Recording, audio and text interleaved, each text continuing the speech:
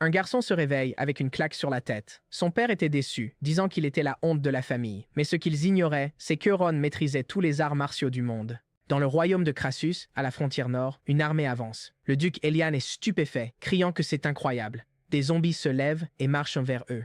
Elian note que leur nombre dépasse l'imagination, et ils apportent la brume empoisonnée du cauchemar. Un soldat dit au duc de regarder en haut, et il est surpris, même face à la mort. Le chevalier d'Urayan est là. Même parmi les 10 chevaliers d'élite, personne ne peut garantir de le vaincre. Il dit qu'avec leur force actuelle, ils ne peuvent pas gagner, et devraient battre en retraite pour tenir un moment. Elian dit qu'ils ne peuvent pas, car le mur est déjà endommagé, et si la porte tombe, leur royaume sera perdu. Peu importe le sacrifice aujourd'hui, ils doivent les retenir. Mais alors quelque chose passe à toute allure à côté d'eux. Un jeune homme chevauche sa cape cramoisie, balayant le champ de bataille. Elian se demande qui avance si imprudemment, et le soldat le reconnaît. C'est leur renfort des rochers du sud, Marquisa Euron, le seul à se battre avec des dagues. Le soldat essaie de dire que son adversaire est Durian. Une dague simple ne pourrait causer de dégâts avant d'être plongée dans le zombie. Elle s'enfonce, tranchant le mort-vivant. Elian est surpris, et le chevalier se demande si Durian fusionnait. Il veut savoir comment c'est possible. Euron lance ses dagues, chacune frappe les zombies, dissolvant leur forme monstrueuse, les faisant fondre d'un coup, amenant les gens à se demander s'il est un saint envoyé des cieux. Euron trouve cela ridicule. Il prenait simplement tout ce qui était bon pour lui. 6 mois plus tôt, le jeune homme se réveille brusquement. Il se demande où il est. Une servante approche du jeune maître. Urine lève la tête, dit qu'elle est jolie, mais que ses habits sont étranges et qu'elle porte une épée. La femme demande comment se sent le jeune maître, car elle allait appeler le prêtre cette fois-ci. Urine tend la main, attirant l'attention de la femme, disant qu'il veut juste poser une question, mais la jeune fille est déjà partie. Il se lève du lit, se demandant où il est, jusqu'à ce qu'il regarde sur le côté. Voyant sa silhouette corpulente dans un miroir, il se demande où est passée sa belle apparence et pourquoi il est devenu un enfant obèse. Ne comprenant pas, le jeune homme tente de se convaincre que c'est un rêve, et qu'en se rendormant, il se réveillera peut-être. Le prêtre s'approche et dit que le jeune maître est enfin réveillé. Pendant ce temps, un homme entre et le traite de bâtard. Comme la disgrâce qui a terni le nom de sa famille s'est réveillée, le prêtre dit à son seigneur qu'il vient de se réveiller et que la punition peut attendre. L'homme grogne un peu, et le prêtre dit que pour quelqu'un qui l'a battu jusqu'à l'inconscience, il n'est pas très blessé, son esprit est stable, et la plupart de ses blessures sont guéries, ce qui est un soulagement. Cependant, le seigneur crie qu'il préférerait le voir mort car il a tenté d'agresser sa fiancée. C'est une bête. Il a 19 ans maintenant. Il est temps de mûrir. Même son frère cadet a éveillé son aura, mais le frère aîné est toujours gros et sans une once d'énergie. Uren répète cela, complètement choqué. Le seigneur se tourne, avertissant qu'une fois qu'il se sera rétabli, il devra aller la voir et demander pardon. Euron répète ses paroles, et son père répond que c'est sa femme Ilia, et si elle ne lui pardonne pas, il sera vraiment puni. Demandant s'il comprend, et le protagoniste accepte. Le seigneur avertit qu'en tout cas, il doit cesser de déshonorer le nom de leur famille. Euron tremble de peur, se demandant si c'est bien son identité, donc il doit être Wellington Rocks.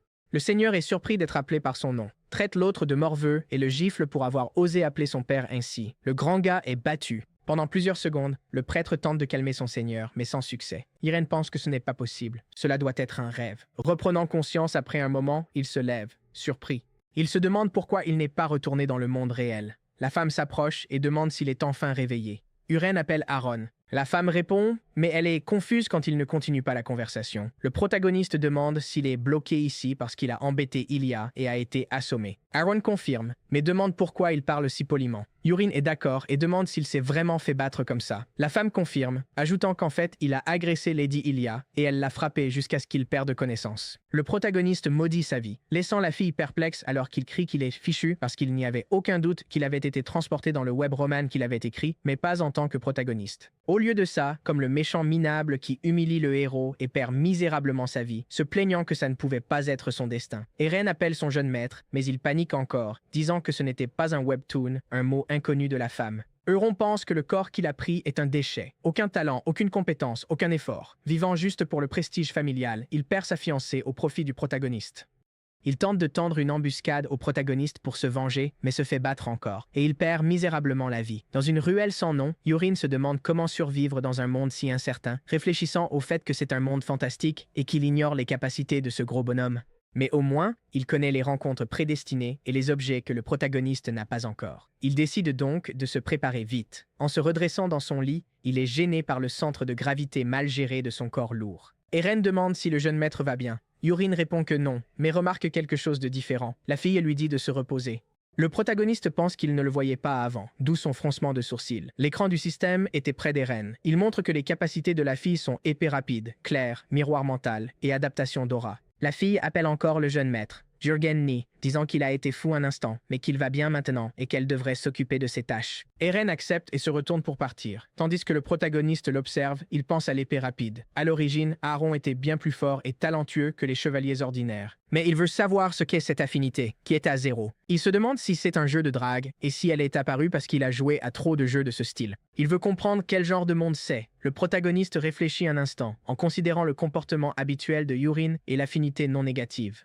Ce n'était pas le plus important. En voyant son corps dans le miroir en attendant l'écran du système, il crie oui. Il regarde son écran de statut avec la compétence Wild de création et les 4 cieux du clan Tang, pensant avoir des capacités spéciales. Parmi elles, la compétence des 4 cieux du clan Tang. Elle venait de ce webtoon Wuxia qu'il aimait pour la beauté de l'héroïne. Ce clan se spécialise dans les poisons et armes cachées. La construction du monde était un mélange, mais il choisit d'attendre, car s'il obtient les arts martiaux des 4 cieux du clan Tang, il aurait une bonne chance de survivre là-bas. C'était un art martial d'une secte célèbre dans la province des 4 cieux. Dans les romans Wuxia, elle est connue pour ses poisons variés et spécialisée dans l'assassinat discret. Il se demande pourquoi c'est ici. Si c'est un monde médiéval fantastique, cela signifie qu'il peut débloquer ses capacités. Wellington se dirige vers sa chambre jusqu'à ce qu'Erin appelle son seigneur. Il demande si son fils s'est réveillé, et la fille confirme. Wellington demande à quoi il ressemble. Aaron répond qu'il ne semble pas encore complètement rétabli.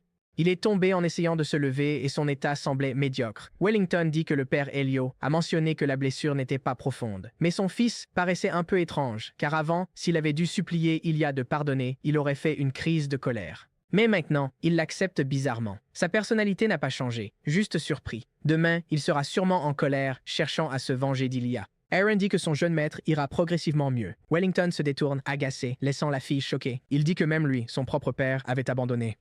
Mais la fille pensait toujours qu'il devrait la plaindre et la laisser vivre sa vie de chevalier, se demandant combien c'était dur sous son autorité. Mais Eren pense que non, car aujourd'hui, le jeune maître semblait différent, et c'était dur à expliquer avant. Eren a crié, demandant de quoi il parlait. Le protagoniste a répondu qu'il voulait juste faire un peu d'exercice et qu'elle devrait lui montrer le chemin. Eren a demandé s'il allait vraiment s'entraîner maintenant, et Yurin a confirmé, demandant quel était le problème. L'œil de son créateur lui permettait de voir des statues, mais il ne savait pas débloquer les arts martiaux du clan Tang du Sichuan. Peut-être que c'était dû à son obésité, alors pour l'instant, il s'exercerait jusqu'à trouver une solution. Yurin pensait que ce manoir était gigantesque, de la taille de plusieurs stades, et il était déjà épuisé. Mais s'il essayait de s'exercer dans sa chambre, sa graisse reviendrait simplement au lit. Il devait vraiment cesser de s'exercer chez lui. En plus, tous les domestiques qu'il croisait affichaient une grande répugnance envers lui, mais vu ce qu'était Yurin avant, il ne pouvait pas leur en vouloir. Ils ont continué à marcher, et Yuren a demandé s'ils arrivaient à bientôt. Aaron a dit qu'ils étaient presque là. C'était le 3e centre d'entraînement, et la plupart des chevaliers utilisaient les 2 premiers. Euron remarqua soudain quelqu'un devant lui. L'affinité était de 91, risquant de l'envoyer au cercueil. Cet homme, Reka Ulian, interpella le jeune maître, curieux de savoir ce qui l'amenait ici. Yurin le reconnut immédiatement, et l'homme rit, disant que c'était un honneur que le jeune maître se souvienne encore de lui. Yurin acquiesça et regarda l'épée, surpris. Puis il appela soudainement Eren. Il demanda s'il s'était passé quelque chose entre eux. Eren demanda s'il ne se souvenait pas d'il y a quelques années, quand le marquis l'avait forcé à s'entraîner. Le jeune maître en colère appela Reka un écuyer. Reka brandit son épée en riant, et ensuite, le marquis abandonna l'idée de l'entraîner. Yurin cria que c'était désespéré. Reka le regarda du coin de l'œil, pensant que c'était un cas désespéré. Yurin décida qu'il s'enfuirait. Il voulait savoir s'il y avait une autre salle d'entraînement, car il souhaitait en utiliser une seule. Eren a dit que c'était la 4e salle, mais elle était loin et les matériaux étaient médiocres, donc probablement vides. Yurin a dit que c'était parfait et qu'il devait y aller pour bien perdre du poids. Le garde du corps a accepté et lui a dit de suivre. Elle lui montra le 4e hall d'entraînement. Yurin, essoufflé après la marche, baissa les yeux vers une table d'équipement. Il se rappela que le clan Sichuan Tang était expert en couteaux de lancer et décida de regarder les cibles devant lui. Yurin visa l'un d'eux et leva le poignard à hauteur de visage. En reculant son bras, il le lança de toutes ses forces, mais le poignard rebondit au sol, ratant sa cible. Il se plaignit d'avoir pensé pouvoir le débloquer, mais aperçut Eren derrière lui et trouva une excuse, disant qu'il s'amusait. Il devait d'abord construire une endurance de base et choisit de courir quelques fois autour de la salle. Il s'entraînerait seul pour qu'Eren fasse ce qu'elle voulait. Wellington remit cela en question, incrédule car Euron était allé sur le terrain d'entraînement et avait commencé à bosser dur. C'était étrange et il se demandait combien de temps cela durerait. 3 semaines passèrent et le Seigneur dit que pendant tout ce temps, il n'avait pas cessé de s'entraîner. Le jeune homme avait perdu beaucoup de poids et son apparence avait changé de manière notable, comme on pouvait s'y attendre de son fils. Sans toute cette graisse, il était vraiment beau. Il se demandait s'il avait vraiment mûri dans le château du héros. Il pensait avoir perdu beaucoup de poids, mais la technique du clan Sichuan-Tang restait bloquée. Il essaierait pendant 1 mois et si cela échouait, il volerait quelques rencontres chanceuses du protagoniste. Erin arriva soudain, disant qu'elle avait apporté le dîner et le jeune homme la remercia. C'était une soupe Shirin, un repas riche en nutriments excellents pour brûler les graisses et développer les muscles. Irène se plaignait de la nourriture et Aaron lui demanda s'il en avait assez. Le protagoniste a confirmé qu'il n'avait rien mangé d'autre depuis 3 semaines et la jeune fille a interpellé le jeune maître. Elle voulait savoir ce qu'il voulait vraiment, maigrir ou devenir chevalier. Yorin a dit qu'il voulait être chevalier. Aaron a répondu que même le marquis puissant prenait de la soupe après l'entraînement ici. Alors, le jeune maître devrait cesser de se plaindre. Il devrait simplement manger la soupe maintenant. Yoren accepta les ordres à regret. Il pensait vivre et apprendre, mais se demandait quelle vieille coutume c'était. Cette soupe l'avait aidé à maigrir, alors il allait la manger pour l'instant. Il prit une cuillerée et la porta à sa bouche. Yorin remarqua quelque chose de différent et se demanda ce que c'était, car aujourd'hui le Kyrien avait un goût un peu différent. Un écran système apparut devant lui, avertissant qu'il avait ingéré du poison. Mais une autre notification apparut aussi ensuite. Le protagoniste avait rempli la condition pour débloquer la compétence du clan Sichuan-Tang. Cette compétence fut débloquée, laissant le protagoniste incrédule. Soudain, le marquis remarqua quelqu'un frapper à sa porte et leur dit d'entrer. Sa femme annonça qu'elle avait apporté du thé. Kana, sa seconde épouse, lui demanda ce qu'il observait avec tant d'attention. Wellington répondit qu'il pensait juste à la beauté du jardin. Kaina a dit qu'elle s'en chargeait elle-même avec soin et son mari a mentionné ses compétences admirables. Mais sa femme l'a soudain retenu, demandant quand il choisirait Colin comme héritier. Comme il l'avait dit avant, puisque c'était déjà décidé, ce serait bien de le faire vite. Wellington résista à l'étreinte et appela Kano, avertissant que cela prendrait un peu plus de temps. Ina a demandé pourquoi, puisqu'il avait dit qu'il le nommerait le mois dernier. Le seigneur a confirmé, mais elle l'avait sûrement entendu aussi. Récemment, Yurin semblait enfin avoir repris ses esprits, et il était l'aîné de la maison Rox. S'il faisait vraiment des efforts, il pourrait être un bon successeur. Kenna a dit que c'était vrai. Elle avait beaucoup entendu aussi. Elle était inquiète, mais il semblait s'être rétabli, ce qui doit être un soulagement pour son mari. Wellington a dit que c'était drôle de penser qu'après avoir été battu par sa fiancée, il s'était réveillé. Mais Kaina a demandé ce qu'il ferait pour le successeur. Le seigneur a dit que Ron s'entraînait depuis 3 semaines seulement et qu'il valait mieux observer un peu plus. Mais il a promis que si Euron retournait à ses anciennes habitudes, il donnerait immédiatement le titre de succession à Colin. Kana a dit qu'elle irait d'abord dans sa chambre et qu'il devrait finir son travail rapidement. En quittant finalement la chambre du duc, elle mordit sa lèvre de colère. Elle appela le nom de Yurin et lui dit d'attendre et de voir. De retour dans sa chambre, le protagoniste était surpris d'avoir débloqué la compétence. Il a dit que la famille Tang du Sichuan était experte en poison et que pour la débloquer, il fallait ingérer du poison. Il s'arrêta pour réfléchir et revérifia le statut du souper. Il y avait une icône et il voulait savoir ce qu'il y avait dessus. En regardant, le texte a défilé. Il a vu qu'il montrait même une herbe Anyang pour la paralysie. Le jeune homme était excité et Eren semblait perdu. Il voulait savoir pourquoi le jeune maître ne mangeait pas. Eren dit qu'il allait manger et prit une autre cuillerée. En mâchant, il réfléchit un peu plus, se demandant qui avait mis le poison. Comme Yuren n'était pas souvent vaincu par le poison, quelque chose avait changé l'histoire, et en y pensant, quelque chose ne s'était pas encore produit. Il se souvenait de son père avec Colin. Il se demandait pourquoi son père n'avait pas encore nommé Colin héritier. Peut-être à cause de l'entraînement. Quoi qu'il en soit, cela et la nourriture venaient sûrement de ce côté, avalant la dernière bouchée. Soudain, un autre écran de système apparut devant lui. Il a averti que les conditions pour le poison paralysant faible étaient remplies. Le jeune homme a dit qu'il avait fini de manger. C'était si bon que cela donnait envie de pleurer.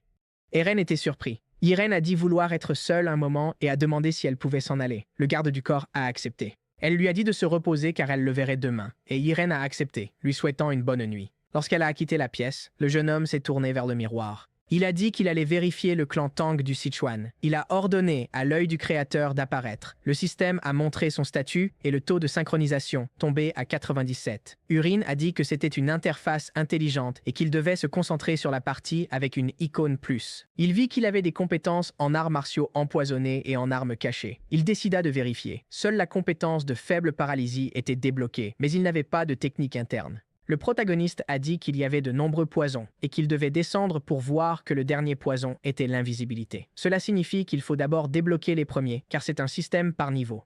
Pour atteindre la capacité basique, tisser la paralysie, il lui faut une technique interne. Cela fait sens car le clan Tang du Sichuan utilise l'énergie interne pour stocker les poisons. Et maintenant, il vérifierait les arts martiaux. Il y avait 3 arts martiaux, les arts du poison noir, l'aiguille de tonnerre et l'énergie divine des 10 000 poisons.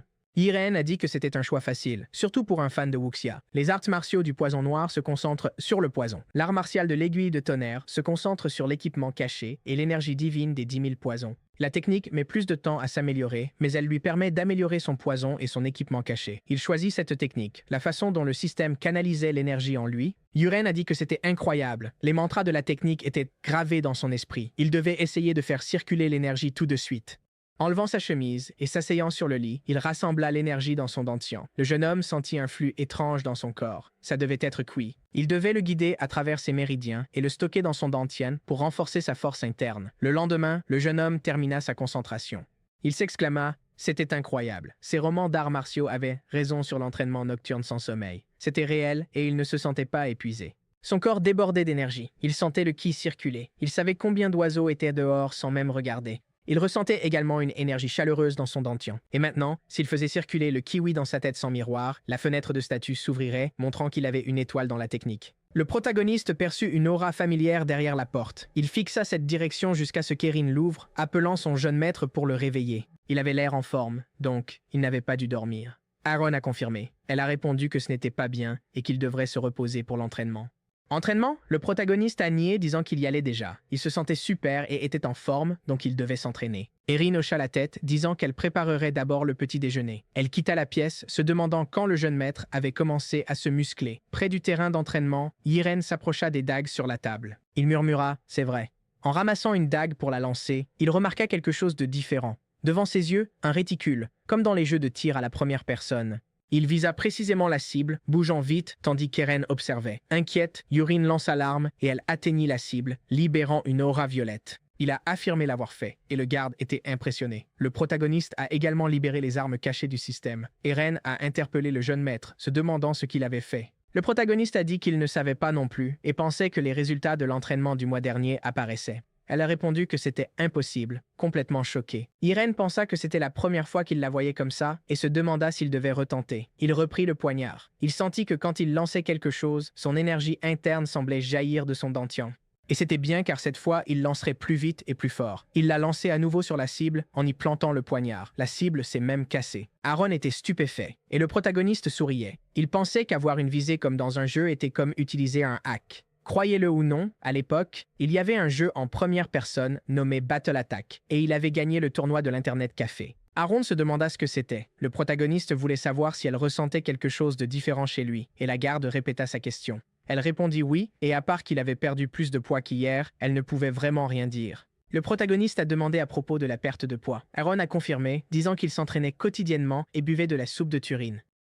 Mais aujourd'hui, il avait changé de façon plus visible. La protagoniste était confuse, se demandant si elle ne sentait pas l'énergie interne circuler en lui. Cela signifiait que dans ce monde, seul lui pouvait utiliser cette énergie et personne ne pouvait la détecter. Alors, il avait un pouvoir incroyable. Il a ri doucement, se demandant s'il devait continuer l'entraînement. Il a touché la cible 2 fois d'affilée avec une grande facilité. Cette fois, il a dit qu'il essaierait quelque chose de différent. Il a inséré une dague dans le manche d'une autre. Il a déclaré que c'était parfait, étonnant une fois de plus sa garde, qui a demandé si elle pouvait essayer une fois. Tenant la dague et visant calmement, la fille la lança de toutes ses forces. Mais elle ne toucha même pas la cible ni le côté. Uren dit qu'il y avait quelque chose qu'elle ne pouvait pas faire, et la fille se sentit frustrée. Puis le jeune homme remarqua soudain quelque chose. Une fenêtre de statue apparut au-dessus de sa tête. Elle avait débloqué la compétence de coupe directe. Le protagoniste a répété que cela pouvait marcher avec n'importe quelle arme. Il a dit qu'il allait essayer, tandis qu'Eren s'est agacée car cela ne marchait pas pour elle. Il se demanda s'il devait essayer avec ça. Il dit à Eren de s'écarter un moment. Elle demanda ce qu'il tenait dans sa main alors qu'il tenait une épée en bois cassé. Le protagoniste l'a levé au plus haut, ressentant une grande énergie interne circulant de son dentian vers ses bras. Il l'a ensuite lancée, exécutant la coupe directe. Cette épée brisée s'est enfoncée au centre de la cible et a tout brisé autour d'elle. Eren était impressionné et a demandé ce que c'était, voulant savoir quel genre de pouvoir le jeune maître possédait. Irene a dit qu'il n'était pas sûr, que c'était peut-être juste de la pratique. Son garde du corps a répondu que c'était impossible. Le protagoniste a mentionné qu'il savait qu'elle rapportait son entraînement à son père et qu'il avait une faveur à demander. Il lui a demandé de garder cela secret un moment. Eren a questionné cela et Irene a répondu qu'il testait beaucoup de choses et qu'il s'expliquerait plus tard, donc elle devait patienter. Elle accepta et la journée passa. Le personnel de maison prit congé, disant bon travail et qu'il se verrait demain. La même routine se produisit avec un homme nommé Perru, qui accepta simplement. En marchant calmement, il changea de direction. Urine le fixa froidement, puis il décida d'utiliser l'œil du Créateur sur lui. C'était Perru sans affinité, le pouvoir du toucher empoisonné et du mouvement agile. Uren a dit que cette capacité lui permettait d'empoisonner sa nourriture. C'était bien ce type. Il ferait donc le vrai test, car la flèche dans sa main irait droit sur lui. Il murmura l'invocation du poison lithique dangereux. Son aura descendit vers ses index. Perru ressentit soudainement quelque chose d'étrange. Il se retourna, criant que son corps était paralysé. Le protagoniste s'approcha de l'homme évanoui, disant que le test avait marché. Il voyait que cela avait duré 1 heure, et il déplacerait cet homme d'abord, le portant sur son dos, avant que sa force ne baisse ailleurs. Perru souffrait. Le protagoniste lui demanda de se ressaisir. Il voulait savoir s'il était conscient, et s'il savait qui il était. Perru tremblait de peur, et le protagoniste dit que s'il voulait vivre, il devait répondre correctement, demandant si c'était lui qui avait mis du poison dans sa soupe. Il avait des questions pour cet homme. Perru devait cligner des yeux 1 fois pour oui et 2 fois pour non. Il demanda s'il comprenait, et Perru cligna 1 fois. Le protagoniste demanda encore, voulant savoir s'il avait empoisonné sa soupe. Perru le fixa froidement et cligna 1 fois des yeux. Urine demanda si le poison était l'herbe Anyang. Perru tressaillit et cligna encore des yeux. Passant à la question suivante, le protagoniste demanda si c'était la marquise Kana qui l'avait envoyé. Urine fut surpris par la réponse, car Perru avait nié. Il dit à l'homme de ne pas mentir car il savait tout, et que s'il mentait, il ne vivrait pas longtemps. Maintenant, il allait redemander, voulant savoir si Madame Kana avait donné l'ordre. Perru devint encore plus effrayé et le nia encore. Le protagoniste pensait qu'il ne mentait pas, et il voulait savoir qui c'était. Mais il fit semblant un moment, lui disant de manger et d'avaler cela, car c'était le poison initial que l'homme avait pris. Et le protagoniste dit qu'à partir de maintenant, il lui restait 1 mois. S'il ne prenait pas l'antidote qu'il avait depuis le mois dernier, tous ses organes fondraient. Pour l'instant, il valait mieux suivre ses ordres. Il a demandé s'il comprenait, et Perru a acquiescé. Puis, le protagoniste a touché sa tête, cherchant à libérer le poison paralysant. L'homme n'est plus entravé. Le protagoniste lui dit qu'il peut bouger et parler, et Perru acquiesce. Urine dit qu'il va redemander, voulant savoir qui l'a envoyé. Perru tremble un peu de peur, disant que c'était le commandant des chevaliers, le titan vivant de Karok. Il avait ordonné que le jeune maître meure comme soldat avant la fin de l'année. Le protagoniste pense qu'il est le frère aîné de Kaena, nommé commandant par relation, mais cela n'était pas crucial. Il tend un papier à son nouveau subordonné. Là, Perru se demande si ce n'étaient pas tous des poisons. Le protagoniste pense que peu de gens ont des connaissances comme ce type. Il lui dit ensuite que quelqu'un comme lui pourrait les acquérir sur le marché noir et devrait prendre l'argent de Karox. Il doit apporter tous les poisons, à commencer par celui qu'il a déjà d'ici demain soir. Perru demande pourquoi il a besoin de tous ces poisons. Irène rétorque en demandant quand il a donné la permission de poser des questions. Le subordonné comprend. Hésitant, Irène se retourne, disant qu'il devrait partir vite. Et dès aujourd'hui, toutes ces soupes médicinales doivent contenir beaucoup d'herbes Aignan. Perru est choqué et questionne cela. De retour dans sa chambre, le protagoniste dit que c'était incroyable et que les arts martiaux sont vraiment puissants. Il est encore tombé dans son piège initial, où il avait juste ramassé quelques feuilles et Perru l'avait cru. Mais pour l'instant, il doit vite maîtriser les arts martiaux des 4 tangs célestes. Si les choses ne se passent pas comme prévu, des événements terribles surviendront partout. Après une journée entière, Perru appelle le jeune maître, disant qu'il a apporté toutes les herbes toxiques disponibles, laissant du ginseng et des feuilles sur la table. Le protagoniste dit que c'était de l'herbe de Hanyang, la liane verte inversée, et l'autre une feuille d'encre de corbeau. Perru est surpris, demandant comment il le savait, car ce sont des herbes toxiques rares. Urine répond que c'était basique et pense qu'il peut tout voir avec la fenêtre de statue. Il change de sujet, demandant pourquoi Perru avait d'autres poisons, si l'herbe de Hanyang suffirait. Perru dit que l'herbe de Hanyang met du temps et qu'avec une résistance, elle devient supportable. Mélangée au lierre vert, ses effets sont plus puissants. Le protagoniste résume que les poisons combinés deviennent plus puissants et difficiles à détecter. Curieux de savoir où Perru a appris sur les poisons, Perru explique qu'à 8 ans, il a été vendu à la famille Livington et a appris d'un maître des poisons.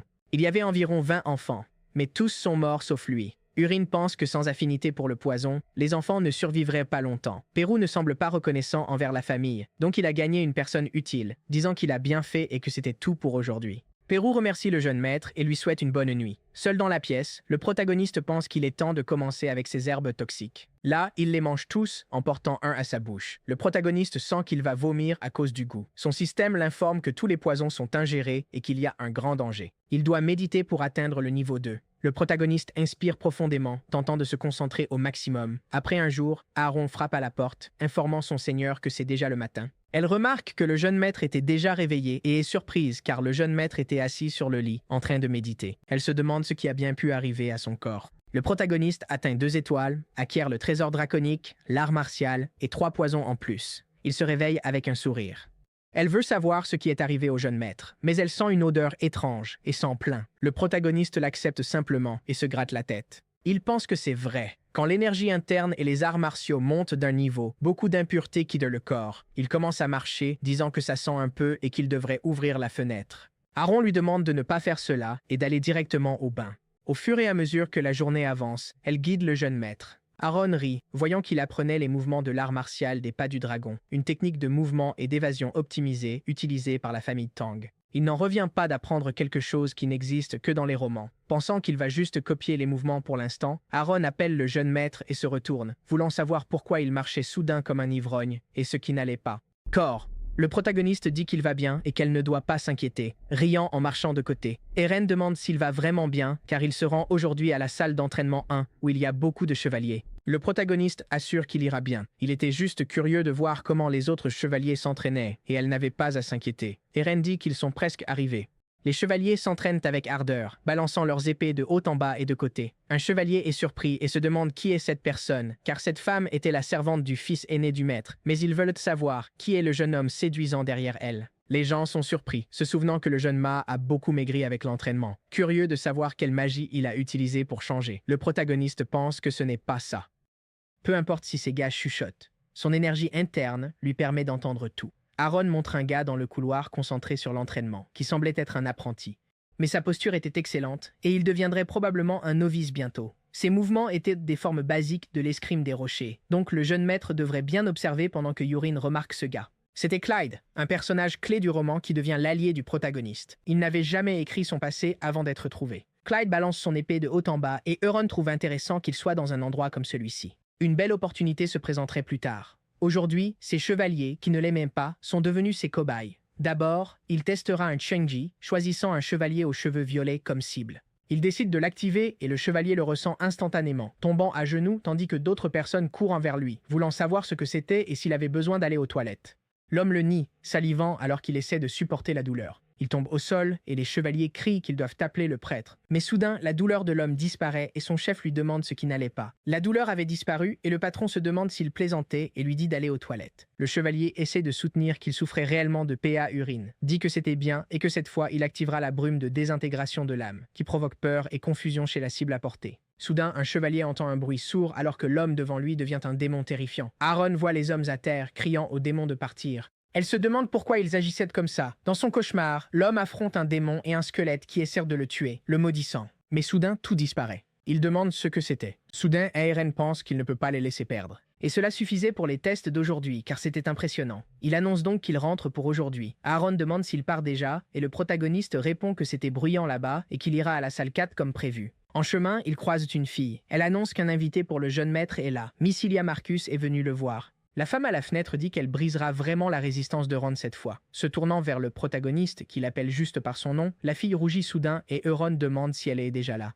Ilia ne le reconnaît pas et demande qui il était plus tôt lorsque la servante a appelé et annoncé qu'Ilia Marcus attendait. Le protagoniste pense que c'était sa fiancée au fort caractère qui venait lui rendre visite.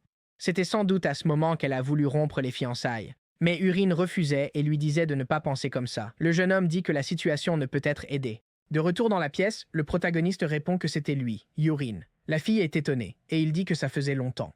Ilia dit qu'elle avait entendu dire qu'il avait maigri grâce à l'entraînement, mais pensait que c'était faux car en moins de 2 mois, il avait tellement changé. Le protagoniste explique que c'était grâce à son dur labeur, laissant Ilia perplexe. Après avoir été battu, Euron a beaucoup réfléchi. Il a ensuite choisi de changer sa vie. Ilia a demandé s'il voulait se venger, mais le jeune homme a refusé. Il s'est agenouillé, reconnaissant envers elle car elle l'avait aidé à reprendre ses esprits et il était vraiment désolé pour ce qui s'était passé. Il a dit qu'il accepterait si elle voulait rompre leurs fiançailles. Elle a alors demandé qui il était, car elle ne le reconnaissait pas. Euron a répondu qu'il était l'ancien nobody de la famille Rox. Il s'excusa encore profondément pour tout ce qu'il avait fait. Elia fut surprise. Le protagoniste pensait qu'honnêtement, ce n'était pas sa faute, mais celle du propriétaire initial de ce corps. Il demandait pardon pour une raison précise. Elia n'était pas une héroïne ordinaire. Elle avait la capacité de la reine des épées, ce qui améliorait son art de l'épée. Plus tard, elle sauverait le protagoniste déchu et vaincrait le méchant final grâce à sa capacité. Donc, même si les fiançailles étaient rompues, il serait utile de restaurer leur relation pour qu'elle devienne son allié. Mais Ilia lui a dit de se lever, demandant s'il était sérieux. Yurin a dit oui et promis, mais la fille a refusé. Elle a exigé qu'il le jure sur tout, émanant une aura terrifiante. Le protagoniste pensait que c'était une pression étouffante et qu'il avait déjà vu cette scène quelque part. Ilia a dit qu'il ne voulait pas vivre comme avant et que s'il rompait l'accord, elle le battrait. Le protagoniste était confus, car l'Ilia originale avait dit cela au protagoniste. Quoi qu'il en soit, il ne pouvait pas respirer, murmurant à propos du myriade poisson de l'art divin électrique. Ilia fut surprise lorsque le protagoniste se leva. Elle se demanda comment il avait résisté à son aura, mais le protagoniste accepta et le jura avec un doux sourire sur le visage. Ilia, embarrassée, se retourna pour partir, disant qu'elle le surveillerait. S'il faisait une erreur de plus, ils rompraient les fiançailles. Peu importe la raison. Le protagoniste fut surpris qu'il ne l'ait pas encore fait. Au château, Wellington demanda si elle avait des preuves et la fille confirma. Il demanda si elle avait décidé. Ilia confirma une fois de plus que les fiançailles ne seraient pas rompues, quoi qu'il arrive. Wellington demanda sa raison. Ilia expliqua que son père disait toujours que les gens ne pouvaient pas changer, mais il y avait une rumeur selon laquelle il avait changé et elle était curieuse. Elle se demandait s'il était redevenu l'enfant faible mais doux qu'elle connaissait. Au lieu de cela, il était devenu quelqu'un de complètement différent, et c'est pourquoi elle voulait croire en lui cette fois-ci. Wellington demanda si c'était tout, et la jeune fille confirma. « Mais s'il redevient un perdant, je le battrai jusqu'à l'épuisement. » Wellington dit que c'était attendu d'une grande guerrière et qu'elle devrait veiller sur Euron. Ilia décida de continuer, mais le seigneur lui demanda de rester quelques jours de plus. La jeune fille dit qu'elle avait informé son père qu'elle romprait les fiançailles, ce qui était un peu gênant. Wellington a demandé si elle verrait Euron avant de partir, mais Ilia a dit non, car il s'entraînait et elle ne voulait pas le déranger. La journée passa, et Euron se demanda pourquoi son père l'avait convoqué. Il secoua la tête en demandant qui il était, et le protagoniste ne comprit pas la question. Wellington gloussa, disant que c'était une blague et qu'Uren avait vraiment travaillé dur, mais il voulait savoir si Yura savait pourquoi il avait été convoqué. Yura a demandé si c'était pour débuter son entraînement de chevalier. Wellington a confirmé, ajoutant qu'il était perspicace. « Maintenant, tu apprendras l'escrime des Rocks », déclara-t-il. Le protagoniste appela alors le marquis, disant qu'il avait quelque chose de nouveau à lui dire. Son père demanda à propos des arts de lancer, car Euron voulait apprendre cela au lieu de l'escrime. Le protagoniste confirma et Wellington répondit que c'était inacceptable. Ses compétences vulgaires étaient pour des bandits. Avec cette technique, on ne pourrait même pas obtenir une armure de chevalier ou vaincre un monstre de bas niveau comme un Borak. Euron proposa alors de parier sur sa capacité à chasser un Borak avec un poignard. Si Wellington était si sûr, il devrait en parier. Son père soupira, disant qu'il était inutilement têtu. La lame d'un guerrier doit avoir une aura pour briser les écailles d'un Borax. Sans 100 ans de pratique du lancer, vous ne percerez jamais les écailles d'un Borax. Le protagoniste a dit que son père devait être sûr de sa victoire. Alors, pariez avec moi. Son père l'a traité d'imprudent et a dit qu'il profiterait de cette occasion pour écraser son entêtement. En demandant les conditions de victoire, Euron a dit que s'il battait un Borak avec son poignard, il gérerait son entraînement. S'il échouait, il obéirait à tout ce que son père ordonnerait. Au fil de la journée, le protagoniste pensa qu'il était bon qu'Aaron n'ait pas rapporté son entraînement et que le véritable test aurait lieu demain. Il se demanda combien de tentatives il faudrait pour percer les écailles d'Aborak. Au cas où, il prendrait des herbes toxiques ce soir pour élever son corps divin de myriades de poisons à 3 étoiles. Il se retourna en entendant un bruit. Aaron appela le jeune maître, disant qu'elle était là pour transmettre le message du marquis. Demain à midi, l'endroit sera le premier centre d'entraînement. Il a demandé si même elle était au courant du pari, et Aaron a répondu que non seulement elle, mais tout le domaine était déjà au courant. Grâce à cela, tout l'endroit était rempli de rire. Tout le monde parlait de comment le jeune maître mouillerait son pantalon de peur ou s'enfuirait en voyant Borak, qui prenait grand plaisir à en discuter. Après tout, le jeune maître restait l'ennemi public numéro 1. Yrene a dit que, dans ce cas, tout le monde regarderait demain. Aaron a confirmé, disant que le marquis ne s'arrêterait pas là et que le centre d'entraînement serait plein. Le jeune homme grogna que c'était le prix de la célébrité, mais il voulait savoir ce qu'Eren pensait qu'il arriverait. La fille dit que ce serait sûrement le jour où le jeune maître brillerait. Sa technique du corps divin des myriades de poisons a atteint 3 étoiles et le moment du test est arrivé. Les gens acclamaient, criant pour ou contre le jeune maître. Yrene a dit que c'était gênant. Son père a lancé l'événement en demandant si son fils était prêt. Le jeune homme a confirmé, mais a remarqué la foule énorme. Wellington a dit qu'il avait juste informé son sorcier, mais la nouvelle s'était propagée. Vous ne devriez pas être gêné. Le sorcier a annoncé qu'il débuterait et a utilisé sa magie d'invocation à courte portée. Yaren pensait enfin voir la magie de ses yeux. Un éclair frappa soudain le champ de bataille, une créature prenant forme dans la fumée.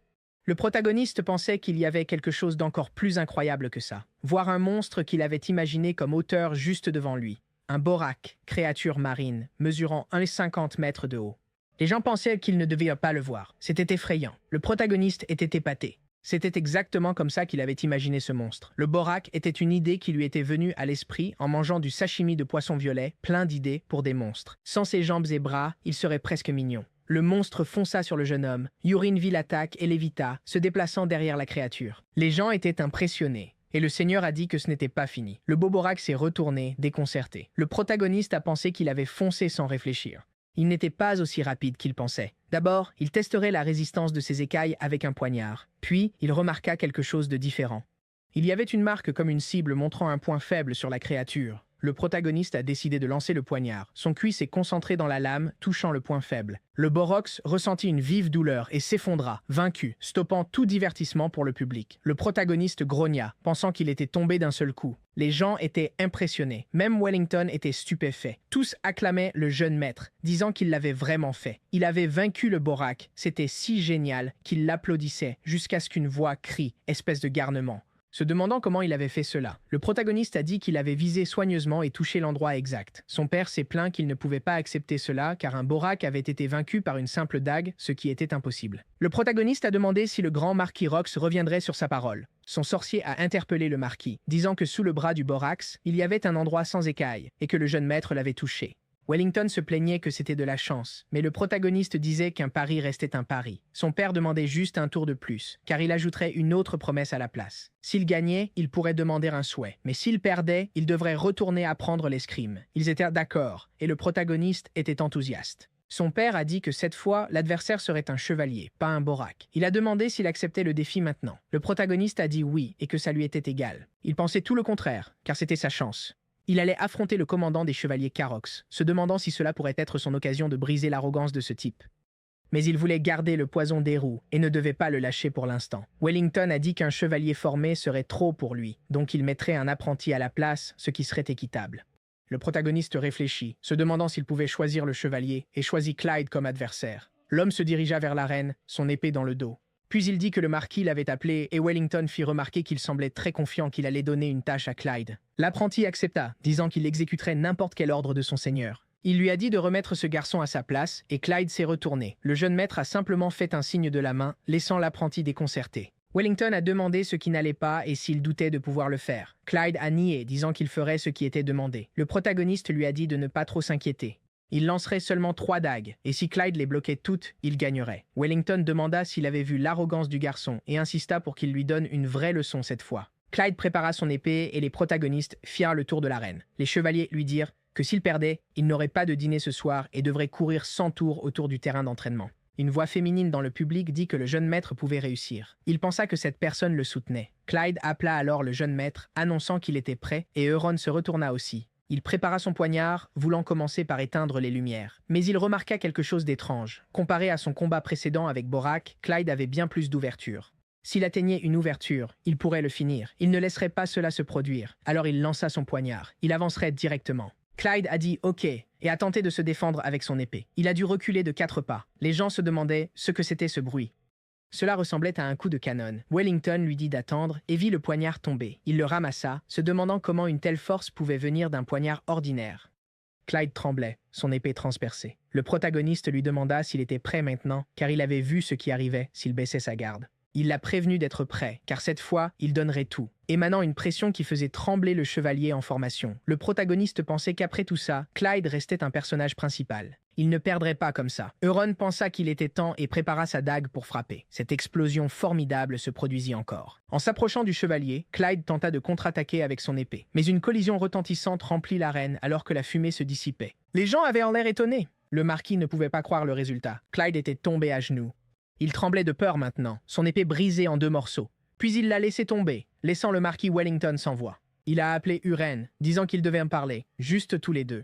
Le protagoniste a dit que le match n'était pas fini. Un poignard restait et le marquis était surpris, car cela suffisait. Mais Euron a décidé de demander directement à Clyde. Appelant Clyde à lever la tête, il parla à son jeune maître. Le protagoniste demanda s'il finirait le combat ainsi, et si quelqu'un voulant devenir chevalier accepterait une telle humiliation.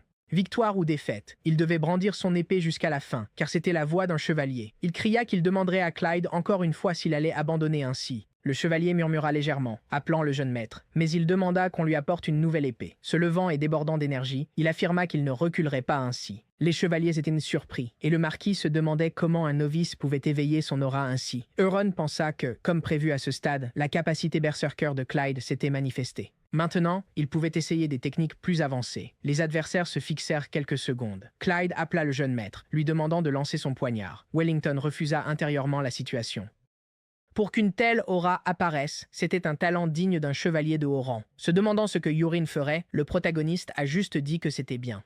Prenant son ultime poignard et y mettant toute sa vigueur, il le projeta maladroitement en direction de l'homme. Clyde s'interrogea sur la raison de cette lenteur inhabituelle, s'exclamant qu'il se moquait de lui.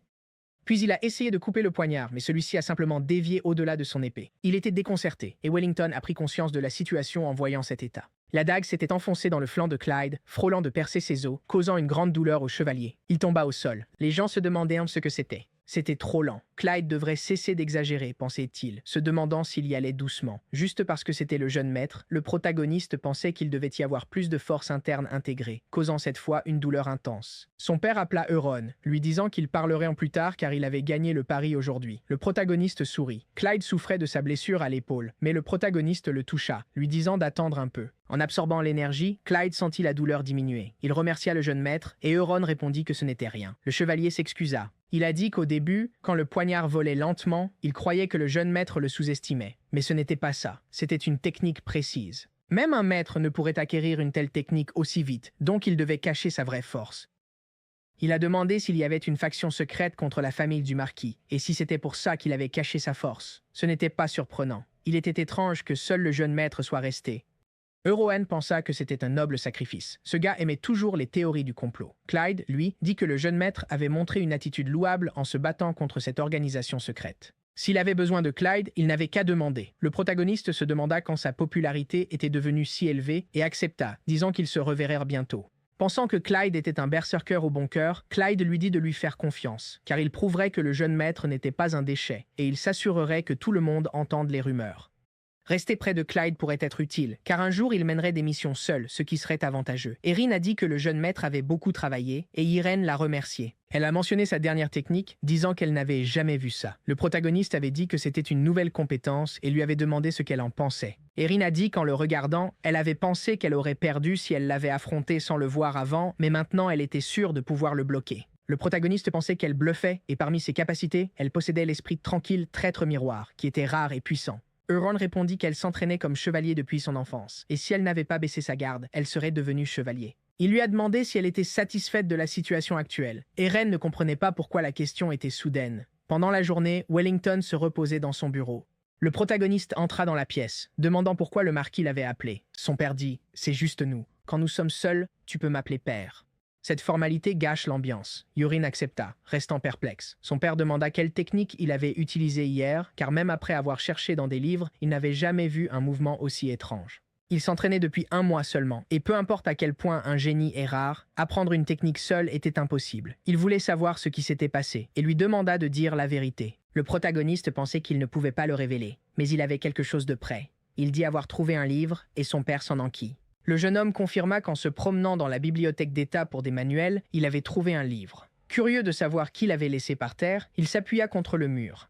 Soudain, un livre tomba d'une étagère poussiéreuse. Pas de titre sur la couverture, juste un symbole étrange gravé. Le protagoniste ouvrit le livre sans réfléchir. Une lumière jaillit, implantant quelque chose dans son esprit. Puis, le livre disparut. Wellington expliqua que c'était un grimoire magique. Le protagoniste hocha la tête. Il pensa qu'un grimoire magique était une règle auto-imposée, avec le pouvoir d'un grand mage pour transmettre ses techniques. Le seigneur dit que le grimoire fonctionnait ainsi, et même s'il ignorait comment ses ancêtres l'avaient obtenu, découvrir ce livre était une chance incroyable pour lui. Le protagoniste décida de voir cela comme une aubaine inattendue. Son père se leva, disant qu'une promesse était une promesse et qu'il ne l'obligerait plus à apprendre l'art de l'épée. Comme geste supplémentaire pour sa promesse, il devait exprimer ce qu'il désirait. Le protagoniste appela son père. D'une voix calme, il dit qu'il aimerait la position d'héritier, laissant Wellington choqué. Mais en faisant cela, son père ne pouvait garantir. Wellington réfléchit un instant et dit qu'avec son autorité, il pouvait. Le protagoniste se demanda pourquoi il semblait mal à l'aise. Parce que devenir successeur poserait problème pour lui, car beaucoup s'opposeraient à la maison du marquis, surtout la jeune fille qui causerait un grand tumulte. Cette fois, il ferait un compromis. Son père a demandé, puis a rapidement accepté et remercié. Yuren pensait qu'il n'avait aucun intérêt pour être successeur. S'il le devenait, il serait coincé avec le marquis, recevant une éducation sur la gestion de l'État. Il préférait utiliser ce temps pour améliorer ses compétences dans les 4 cieux du clan Tang et explorer le monde pour saisir des opportunités. Wellington lui a demandé s'il avait d'autres souhaits, et le protagoniste a dit qu'il voulait fonder son propre ordre de chevaliers. Il voulait Aaron, son majordome actuel, et Clyde, qui avait déjà combattu en duel avec lui, comme ses chevaliers. Son père répondit que ce n'était pas aussi difficile que le rôle d'héritier, et qu'Arin était un talent précieux, donc ce serait du gâchis de la garder comme majordome. Il devait faire ce qu'il voulait, et Uren le remercia. Le seigneur lui demanda au sujet de son majordome, car il n'en restait plus beaucoup. Euroen dit qu'il y avait quelqu'un nommé Perru dans la cuisine, et il voulait l'avoir comme majordome, mais il apprécierait que le marquis prenne la responsabilité pour lui donner cette chance. Wellington demanda si quelque chose se passait, et Irène répondit qu'il expliquerait plus tard. Son père accepta avec un soupir. Le protagoniste pensa que son père semblait lui faire confiance sans poser de questions. En y réfléchissant, il ignorait comment sa popularité avait augmenté, peut-être parce qu'il était son fils. Dehors, le protagoniste annonça qu'à partir d'aujourd'hui, ils intégraient son ordre exclusif de chevaliers. Pour l'instant, ils devaient s'entraîner dur aux exercices pratiques et accueillir leur nouveau majordome, Perru, qui leur demanda simplement de prendre soin de lui. Aaron observait en silence, se remémorant qu'elle avait interrogé le jeune maître la veille sur les raisons pour lesquelles il opterait pour Perru en tant que majordome. Le protagoniste se gratta la tête et dit qu'il était un espion envoyé par le commandant Curox de l'Aigle Blanc et Mademoiselle Cana. Aaron répondit que même si c'était vrai, elle ne pouvait pas lui faire confiance comme majordome. Le protagoniste répondit que Perru n'écoutait désormais que ses ordres. Clyde dit au jeune maître qu'il avait une question. Euron répondit que c'était bien et lui dit de continuer. L'aspirant chevalier répondit que même s'il n'était que deux, c'était déjà un ordre de chevalier, mais qu'il fallait un chef ou un commandant. Normalement, le chef était celui avec les meilleures compétences, mais Eren était délicat et petit, ne semblant pas fort, donc il devrait être le chef. Le protagoniste répondit qu'il avait raison, le chevalier le plus fort devait être le chef. Donc, dès maintenant, ces deux-là devaient se battre. En quelques secondes, Clyde admit sa défaite. Avec Aaron tenant son épée près de son cou, elle dit que ses attaques étaient trop simples et qu'il devait les améliorer pour ne pas négliger ses préparations. Clyde acquiesça et promit de garder ce conseil en tête. Le protagoniste acquiesça aussi et annonça qu'ainsi, Aaron était choisi comme chef de cet ordre de chevaliers, et il l'applaudit avec Perru. Perru dit qu'il préparerait d'abord le dîner, et la journée passa. Le jeune homme pensa qu'il était allé assez loin, mais avait encore de l'énergie et devait tester sa nouvelle technique. Il utilisait l'énergie interne, pas la voix, pour créer des ondes sonores et les transmettre aux esprits de ses cibles, une technique souvent vue dans les histoires de Wuxia.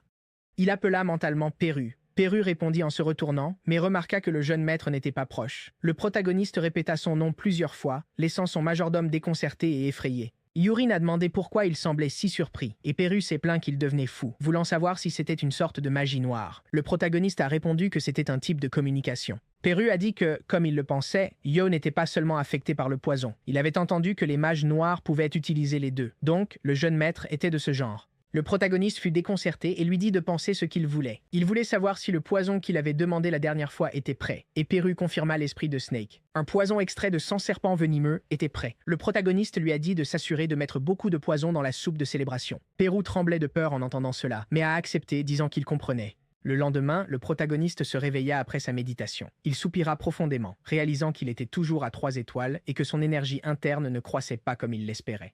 Il ne savait pas combien de temps il restait avant que la crise mondiale n'éclate, donc il devait temporairement quitter le domaine du marquis. Il se rendit au bureau de son père pour annoncer son départ prévu. Wellington lui demanda à ce sujet, car cela faisait un moment qu'il était parti et il devait penser à une ville du marquisat. Le protagoniste confirma, et son père demanda combien de jours il serait absent. Uren pensa qu'il irait loin, mais n'avait pas besoin de le dire. Alors il mentionna environ 1 semaine. Son père comprit, sachant qu'il s'était entraîné dur, et demanda qui il voulait comme escorte. Le protagoniste répondit qu'il n'en avait pas vraiment besoin. Laissant le seigneur perplexe, il dit à son fils de se rendre compte de sa position, car il était l'aîné du marquis Rox. Le protagoniste a dit qu'il allait dans une ville proche, donc c'était bizarre d'avoir une escorte. Wellington a crié qu'il ne réalisait pas encore combien le monde était dur, et qu'il avait peut-être gagné en force avec l'entraînement, mais il craignait le poison. Le protagoniste pensait que les poisons ne l'affecteraient pas, mais il semblait difficile de convaincre cet homme. Alors il dit qu'il ferait comme demandé. Son père lui a demandé quand il partirait. Le protagoniste a dit que ce serait dans 2 jours, et Wellington a décidé de préparer l'escorte dans sa chambre. Euron pensait qu'une escorte ne servirait à rien, puisqu'il comptait s'éclipser le lendemain. Au crépuscule ce jour-là, le protagoniste appela Perru dans sa chambre. Il informa Perru qu'il partait en voyage, mais qu'il n'avait pas d'argent, et lui demanda d'en apporter. Perru doit avoir l'argent que Crox lui a donné pour acheter des potions chères. Il a demandé si Perru comptait le remettre. Perru a nié, disant que c'était un honneur, donc il l'apporterait quand même. Le protagoniste a demandé s'il avait autre chose, ayant vu que Perru avait un sac de sous-espace quand il avait apporté des herbes toxiques la dernière fois. C'était un objet commun dans les romans fantastiques, pouvant contenir environ 1 tonne. Perru a dit qu'il le remettrait au jeune maître, bien que très à contre-cœur. Uren a accepté et l'a remercié, car il n'aurait plus besoin de sac à dos. Mais quoi qu'il en soit, il lui a dit de prendre un truc. Montrant son faux médicament, il a dit que c'était un antidote d'1 mois pour son poison. Le protagoniste a dit que comme Perru faisait du bon travail, il comptait sur lui pour l'avenir, et s'il continuait, il lui donnerait bientôt le remède complet, laissant Perru animé. Le lendemain, à l'aube, Yura devait partir discrètement, car il devait avoir une escorte. Il se déplaçait dans le manoir avec aisance. Le jeune homme pensa qu'il n'y avait personne autour, comme prévu. Un jardinier vit le jeune maître et le salua, car il s'était levé très tôt aujourd'hui. Le protagoniste le reconnut, sentant une grande puissance émaner de ce jardinier bienveillant aux doigts verts. Il choisit d'utiliser son œil de créateur. Mais il fut surpris par ce qu'il lut le reste de la journée. Le protagoniste réalisa que c'était sa première fois loin du château du marquis depuis son départ. Il remarqua quelque chose de différent. La tour de magie. Un mage à une table vit le jeune homme et lui demanda comment aider. Yurin dit qu'il voulait utiliser le portail. Le mage demanda s'il l'avait déjà fait et il répondit que non. Le réceptionniste expliqua qu'ils avaient un système de points et il pensa que c'était comme pour les avions. Le mage demanda où il allait. Yurin répondit que c'était le château d'Eisu. La réceptionniste nota que c'était loin et dit que le tarif serait de 50 pièces d'or. Après avoir payé, il devait signer le passeport. Il pensait que c'était cher, comme prévu. Mais heureusement, Perru avait beaucoup d'argent. Pour l'instant, il a utilisé un surnom, Polian, celui qu'il utilisait dans les jeux. Le mage lui demanda de suivre. On lui dit d'entrer après avoir entendu frapper. Cela signifierait qu'il était arrivé. Le protagoniste entra, pensant que c'était un bel arrangement. Soudain, la foudre frappa le sommet du château. Yurin ne comprenait pas, mais un homme annonça qu'il était arrivé et qu'il pouvait sortir, lui souhaitant la bienvenue au château d'Eisu. Yurin se demanda comment il était déjà là, puisqu'il n'avait rien ressenti. Le mage répondit que l'utilisation du portail était confortable, une fierté pour les mages. Yurin se demandait s'il avait intégré une sensation aussi plaisante dans son récit. Le mage encouragea le client à réutiliser leur service et lui souhaita un bon voyage. Les portes s'ouvrent, et le protagon se retrouva face à un endroit complètement nouveau. C'était le château d'Eisu, peut-être parce que c'était une région orientale, différente du domaine du marquis. Les styles architecturaux étaient uniques. En plus, il y avait beaucoup de monde. D'abord, il trouverait une allée de forgerons. Demandant des infos à un résident, il suivit un chemin vers une maison dans une ruelle. Yurin pensait qu'il cherchait depuis un moment, mais n'avait pas trouvé le forgeron licorne. Le ciel devenait sombre, c'était le dernier endroit à voir. Bientôt, une épée était sur une enclume et un forgeron la frappait pour la façonner. Le protagoniste demanda s'il y avait quelqu'un. Le forgeron leva les yeux.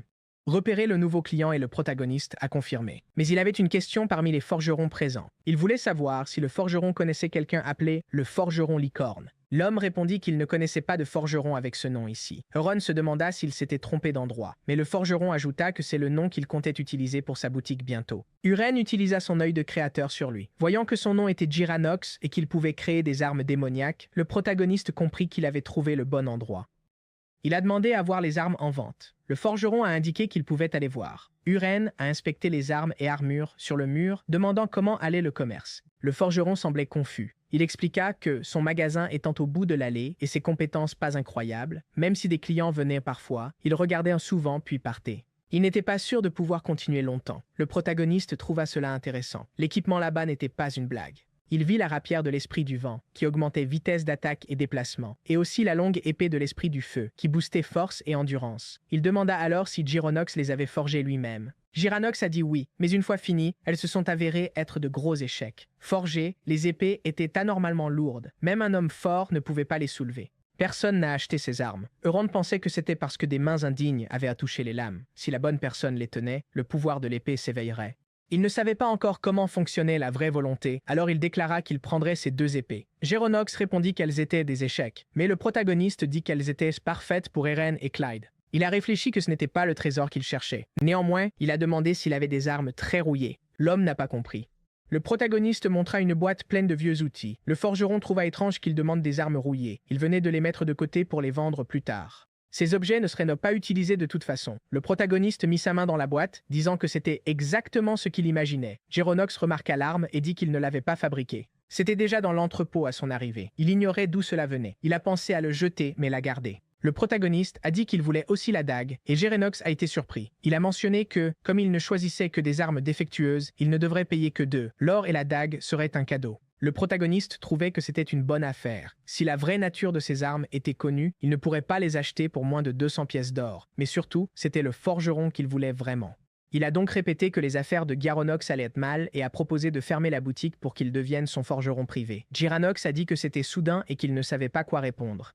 Il n'était pas contre la fermeture, mais c'était trop brusque. Le protagoniste décida de se présenter d'abord. Il était la lance invincible qui gardait le sud de Ronrox de la Maison des Rochers. Géronox fut surpris d'entendre le nom du jeune marquis. Il s'agenouilla, demandant pardon au Seigneur, car il n'avait jamais imaginé qu'il viendrait dans un lieu si humble. Le protagoniste lui dit de se lever. Géronox répondit que ce n'était pas nécessaire. Il était à l'aise ainsi et pouvait parler librement. Le protagoniste accepta, mais insista pour qu'il se lève. Pensant ne pouvoir échapper à la mentalité féodale, Géronox se demanda pourquoi il voudrait engager un simple forgeron comme lui. Le protagoniste répondit que c'était grâce à son talent spécial. Le forgeron dit qu'il n'avait rien de tel. Son maître le formait durement chaque jour. Le protagoniste pensa qu'il avait été formé de manière spartiate. Il ajouta qu'il avait visité beaucoup de forges aujourd'hui et vu diverses armes. Mais les Gérénox étaient différents. Il leur montrait un soin et une dévotion spéciale. Ces épées étaient des bien faites, et leurs poignets surtout étaient soigneusement conçus, essentiels pour empêcher l'épée de glisser au combat. Voyant son dévouement, il croyait que Gérynox éveillerait un jour un don vraiment spécial. Le protagoniste se demandait s'il pourrait vraiment le recruter. Gérynox répondit qu'il suivrait le jeune maître.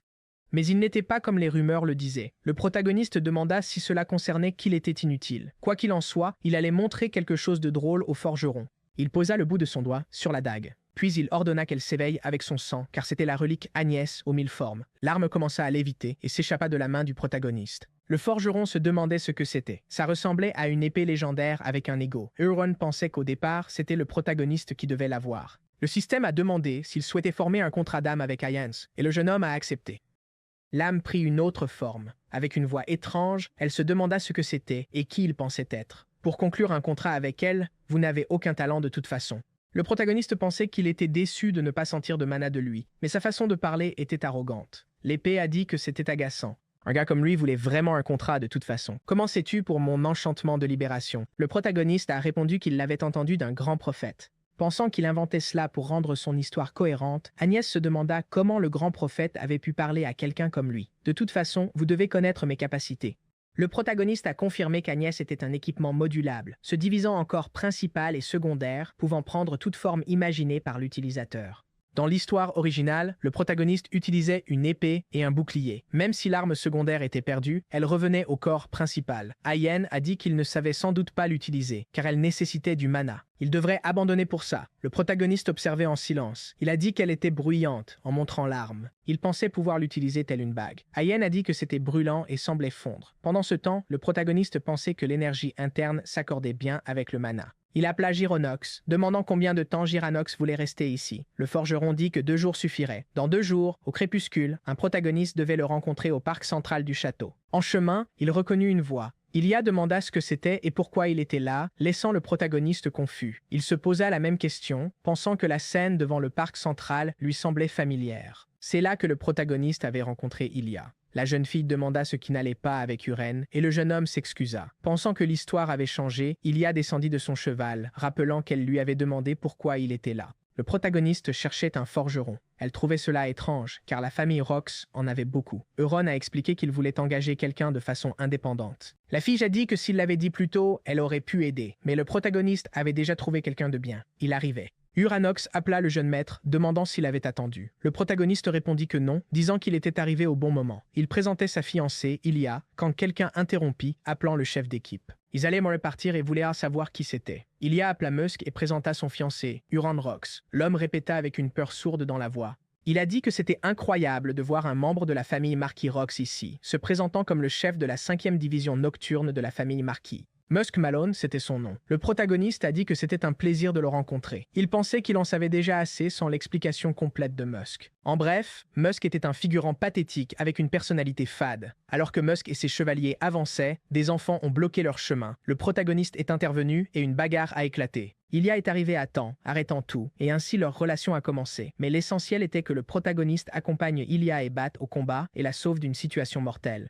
Mais il ne peut pas simplement retrouver le protagoniste, donc pas d'autre choix. Il ne peut pas la laisser mourir. Il a appelé la fille pour savoir sa destination. Ilia a répondu que, à cause des vagues croissantes d'orques près du château d'Aessu, ses chevaliers devaient les soumettre. Le protagoniste a dit qu'il avait une faveur à demander. Il voulait l'accompagner, et Ilia a demandé pourquoi. Le protagoniste a dit qu'en tant qu'apprenti, il cherchait une expérience de combat réelle et voulait tester ses compétences. Ilia a mentionné le danger, mais le protagoniste a juste acquiescé, disant qu'il savait courir. La jeune fille a réfléchi un instant. Elle a consenti et a demandé à Sir Musk de préparer un cheval. Il a souligné qu'il ne faisait pas une simple excursion, et même avec les orques, il devait se rester vigilant, surtout car il ne ressentait aucune mana de Yurin et n'avait ni obligation, ni envie de protéger qui que ce soit. Ilia appela Sir Musk encore une fois, disant que c'était un ordre et qu'il devait arrêter de parler et juste le faire. Musk murmura qu'il acceptait, disant qu'il préparerait tout, et si c'était un ordre, il le ferait, émanant une intention sombre en regardant en arrière. Le protagoniste et Elia se regardèrent en silence pendant que la journée passait. Elle nota que c'était risqué et que son fiancé devrait rester prêt. Yurin acquiesça simplement. Il a dit à Gironox de bien s'accrocher et Knox a accepté l'ordre du jeune maître. L'armée a donc avancé dans la zone devant. Ilia a annoncé qu'ils allaient se diviser en groupes de 5 pour localiser le village orc.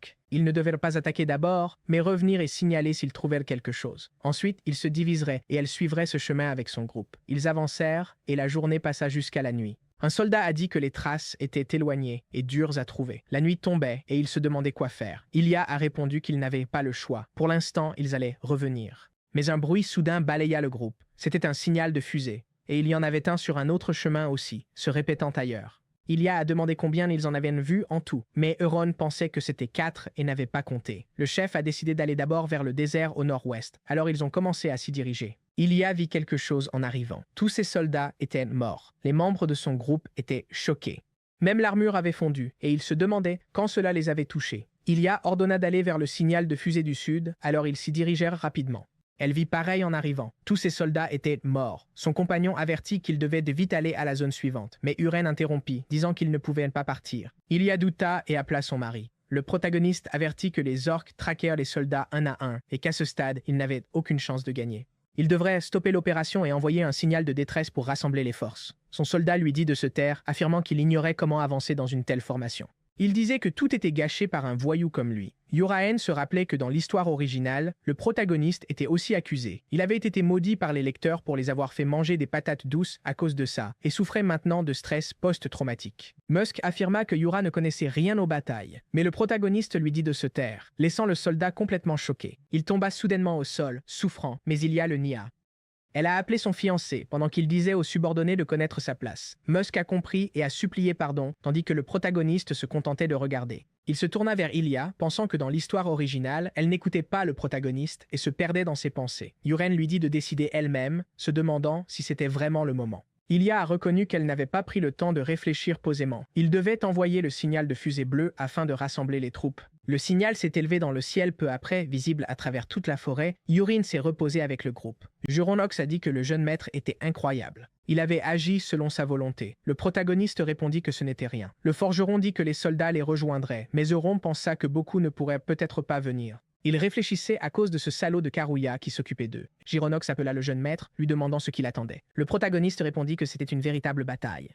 Le subordonné courut par là et appela le chef d'escouade, lui disant de courir car elle devait partir. Maintenant, Ilia remit cela en question et brandit son épée vers un bruit. Un grand groupe d'orques avança vers eux, une armée écrasante. Musk se plaignit que c'était une quantité folle de monstres. Ilia était perplexe et s'excusa auprès d'Urin, se sentant coupable de leurs ennuis. Le protagoniste répondit que ce n'était pas grave. Ils ne mourraient pas ici. Il la rassura. Elle se demanda ce que son fiancé ferait. Il appela Agnès et dit qu'ils allaient tester ce qu'ils avaient pratiqué ces 2 jours, en utilisant le faux corps pour créer des boulettes de fer noir. La capacité 3 étoiles qu'il avait obtenue du corps, mais qu'il n'avait pas encore testée, était l'explosion de fer noir. Il lança alors la boule vers eux, dégageant une énergie immense. La balle a simplement touché les haches des orques et ils ont commencé à rire jusqu'à ce qu'une explosion se produise et engloutisse toute la zone. Les effectifs ont considérablement diminué rien qu'avec le coup du protagoniste. Il agita la main, ramenant l'explosion de fer noir. Pensant que la capacité d'Agnès était puissante, les autres orques décidèrent d'attaquer le jeune homme. Il a juste lancé la balle, causant une autre grande explosion. Ilia a demandé ce que c'était. Les protagonistes ont dit que c'était des sphères de fer noir et qu'ils expliqueraient plus tard. Cependant, le nombre d'orques avait beaucoup diminué. Ilia se demanda ce que faisait son armée, car ils peuvent gagner. C'est leur opportunité de vaincre les orques restants. En avançant, Ilia a isolé une créature. Ses subordonnés, avec beaucoup d'efforts, ont attaqué l'autre. Un des orques observateurs était stupéfait. Puis, il se retrouva face à une silhouette rouge, levant les yeux avec crainte. La silhouette saisit sa tête avec sa main. Ilia et son armée se retournèrent au soudain. Elle se demanda ce que c'était. C'était d'une taille énorme. avec cette créature explosée, l'orque. Le protagoniste pensa qu'il était enfin là. C'était Karuta, le légendaire guerrier orque. S'il ne capturait pas cet arrogant aujourd'hui, tout le monde perdrait la vie. Karuta poussa un rugissement qui tourmenta tout le monde dans cette zone. Appuyant son épée sur une surface, il bondit vers Ilia. La fille cria qu'elle devait esquiver, mais son mari la retint, lui demandant pourquoi elle restait immobile. Il l'éloigna de l'impact de l'attaque. Il a dit qu'ils avaient failli perdre la vie. Ilie était stupéfaite, voyant ses subordonnés sans vie. Karuta rugit, fixant le protagoniste. Yurin lança simplement une explosion de fer noir sur lui. Elle fonça vers le cou de l'ogre, puis explosa comme une détonation. Mais Karuta resta indemne et rugit de nouveau. Il marmonna en avançant vers eux. Yurin se demanda si ça marchait. Sa carrure était celle d'un guerrier orque, et sa peau aussi dure que l'acier. Elia maudit l'homme, se demandant comment il avait vaincu ses subordonnés. Elle libéra son aura d'épée, jurant de ne pas pardonner. Puis elle chargea avec sa compétence rapide. Son épée s'entrechoqua à égalité contre les guerriers orques. Ils échangèrent des quelques coups, mais Karuta resta inflexible, se contentant de tout défendre. Les subordonnés acclamèrent leur chef d'équipe, disant qu'elle était vraiment géniale. Yurin pensait que, comme Ilia l'avait prévu, son trait de reine de l'épée était puissant, mais ce n'était que le début du roman, et imaginait qu'elle était assez forte pour pousser Karuta à ce point, allant jusqu'à couper son armure et sa peau. La rage du monstre s'est manifestée pour la première fois, attirant l'attention de la jeune fille. Il a rugi, émanant une aura, et Ilia se demandait comment il faisait cela. Haruto regarda sur le côté et déplaça rapidement son épée, forçant Ilia à apparaître. Tout comme dans l'histoire originale, Ilia fut vaincue par Karuta. Les soldats allèrent s'occuper de leur chef d'équipe. Ilia a dit que c'était humiliant, mais elle ne pouvait pas vaincre ce monstre. Il devait fuir pour survivre. Mais le protagoniste s'est avancé au front de la bataille. L'orque appela Urim en langue bestiale. Pendant ce temps, le héros saisit son poignard, prêt à le lancer. Il lança son attaque directe sur la bête. Haruta a facilement repoussé l'attaque. Urim pensait que le poignard lancé avec une frappe directe avait été détruit d'un simple coup. Comme il s'y attendait, le monstre rugit à nouveau, tentant de communiquer avec le protagoniste. Mais alors, il fut troublé, voyant quelque chose, sur son épaulette, des restes de l'explosion de fer noir, causant une grande réaction en chaîne. Karuta a été blessé par le coup, rendant son bras droit inutilisable. Le protagoniste a dit que le premier lancé était faux. Karuta était trop occupé à bloquer le coup direct pour remarquer celui derrière lui. Sa peau était peut-être d'acier, mais pas tout son corps. Son point faible était la fissure dans son armure, donc il ne pouvait pas juste y lancer des choses. Le golem tremblait de peur face au plan du protagoniste. Il se précipita vers lui avec une force instinctive. Il tenta une attaque horizontale, mais Yurin esquiva. Le monstre essaya d'attaquer plusieurs fois encore, mais fut toujours évité. Yurin bougea son poignard, demandant ce qu'il comptait faire. À ce moment, une autre explosion frappa la créature. Le protagoniste dit que c'était la seule chose dont elle avait peur, mais il n'avait pas l'intention de se laisser capturer facilement. L'orque se tourna pour regarder Geronox, puis il commença à marcher vers l'homme. Alors que le protagoniste criait simplement de ne pas le faire, Karuto bondit vers le forgeron. Le protagoniste maudit la situation et libéra son énergie. Il devait le sauver d'une manière ou d'une autre. Il a versé autant d'énergie interne que possible dans ses pas de trésor draconique. Le monstre a essayé de frapper le forgeron, mais le protagoniste a intercepté avec une vitesse laissant des traces. L'explosion a frappé le sol avec force et Karuta s'est retourné. Ilia a dit que c'était impossible. Cette vitesse était incroyable. Le protagoniste décida de mettre fin au combat maintenant et appela Ains. L'une des armes cachées de haut niveau des 4 cieux du clan Tang était le papillon fleur. Il l'a ensuite lancé vers l'orque, utilisant un tir courbé. Le papillon volait lentement vers l'orque. Il se déplaçait avec grâce. Ilia l'a qualifié de frappe superbe. Tandis que l'orque tremblait de peur, il tentait de chasser le papillon avec son épée. Mais elle a esquivé toutes les attaques jusqu'à ce que le papillon perce sa défense et touche sa poitrine, faisant hurler l'orque comme jamais auparavant dans sa vie, provoquant une explosion finale. Euron observait, légèrement inquiet, et Alia était stupéfaite. Le protagoniste n'était pas certain, mais avec tant de puissance dans le papillon de fleurs sanglants, c'était suffisant pour transpercer le guerrier orque. C'était intense. Musk a dit qu'il était tombé et qu'ils avaient gagné. Ilia s'est retourné, disant que ce n'était pas fini. Il restait quelques orques. Elle ordonna à son armée de les finir. Gerenno remercia le jeune maître de l'avoir sauvé, et le protagoniste pensa que la première vraie bataille s'était terminée en sécurité. Cette nuit-là au camp, le protagoniste demanda à Elliot si elle était blessée. Elle répondit qu'elle n'allait pas bien, mais comme elle lui devait, elle ne pouvait pas se plaindre. Le protagoniste a dit que c'était bien s'ils aidaient et que c'était normal, vu ce qu'elle avait demandé avant. Il ne s'entraînait pas à l'escrime, mais avec des équipements cachés. Laissant la fille perplexe, le protagoniste confirma que la sphère explosive et le papillon à la fin étaient en ses armes cachées. Elle trouva cela incroyable. C'était vraiment puissant. Mirin réfléchissait. C'était dur pour elle d'accepter. Elle était certaine d'avoir toujours cru que l'épée était la meilleure arme, mais ses horizons s'élargissaient. Un chevalier dit au capitaine qu'il avait préparé un sac magique. Ilia accepta, disant qu'il ne pourrait peut-être pas trouver tous les corps maintenant, mais qu'il devrait au moins prendre le chef. Elle plongea son épée dans le corps de Karuta. Elle se leva, notant que le sac magique était trop petit. Ça ne rentrerait pas. Ilia dit que ce n'était pas grave.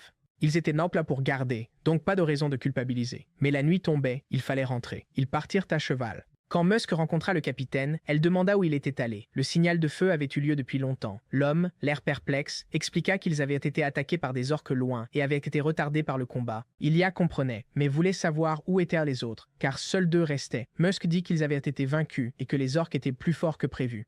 Mais le capitaine voulut voir les corps et ordonna qu'on les lui amène. Pendant que le chevalier tentait de changer de sujet, il s'approcha d'elle tandis qu'Ilia continuait à donner des ordres. Il annonça qu'il expliquerait leurs positions initiales, puis sortit furtivement un poignard pour attaquer Ilia, mais le protagoniste intervint. Musk s'effondra. Euron affirma qu'il prétendait combattre des orques, mais pas de traces de sang vert sur lui. Il collaborait avec les créatures, divulguant des infos depuis le début. Musk a demandé comment il l'avait su. Elia a sorti son épée, disant que c'était comme ça que ça marchait. L'homme a tenté de dire que la famille Malone avait accompli beaucoup pour la famille Marcus, mais elle a juste ignoré cela comme sans importance. Elle lui dit d'arrêter de tailler. La nuit continua. À la résidence noble du château d'Isu, Germanox réveilla le jeune maître, l'appelant plusieurs fois. Uren se leva et demanda ce qu'il voulait. Le forgeron dit que c'était presque l'heure de manger. De plus, le capitaine Elia était là pour le voir. La jeune fille apparut en robe noire, demandant à son fiancé s'il avait bien dormi. Le protagoniste était perplexe. Il se demanda ce qu'il en était de cette tenue. Ilia a répondu que Urine devrait venir chez elle. Son père lui avait ordonné de l'amener et elle a demandé s'il viendrait. Le protagoniste pensa que de près, la qualifier de plus belle femme du monde n'était pas une exagération. Il a assuré qu'il le ferait. Ilia a dit qu'elle l'attendrait devant et qu'il devait se préparer. Urine a commencé à réfléchir. Il remarqua que sa faveur avait grandi depuis qu'il l'avait aidé. Une fois dehors, le protagoniste appela Ilia et s'excusa de l'attente. Les gens dehors glorifièrent la chevalière au sang de fer, Dame Ilia, qui avait vaincu seul le guerrier orc et recevait la gloire. Urine pensait que ce titre lui avait été donné parce qu'elle n'avait pas abandonné même face à la mort. C'était comme dans le roman. Les gens criaient aussi qu'il était Lord Euron le mage de fer et qu'il était extrêmement beau.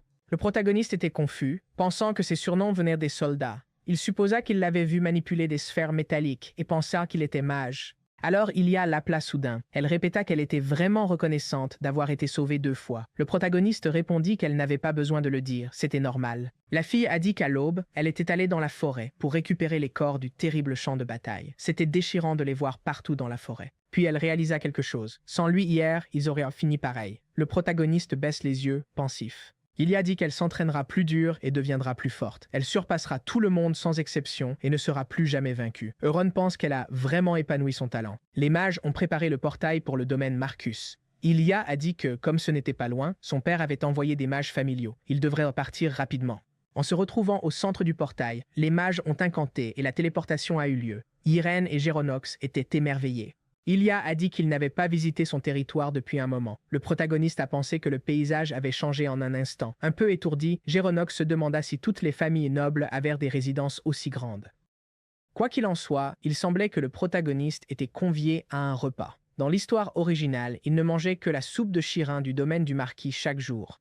Aujourd'hui, il allait enfin goûter à la cuisine noble. Le marquis accueillit son gendre en lui disant d'entrer. Euron tenta de s'incliner, mais le marquis lui dit de s'asseoir. Sans formalité, le jeune homme accepta et s'assit face à Ilia. Marcus dit qu'il devait d'abord le remercier, car avant d'être sa fiancée, elle était sa fille. Il était reconnaissant qu'il ait sauvé Ilia. Le protagoniste a dit que ce n'était rien, juste ce qu'il devait faire. Ensuite, le repas est arrivé. Le protagoniste attendait avec impatience la révélation. C'était la soupe spéciale chirine de la famille du marquis. Le marquis expliqua que, comme la famille Rox, ils avaient leur recette secrète et leur tradition était de manger de la soupe après une bataille.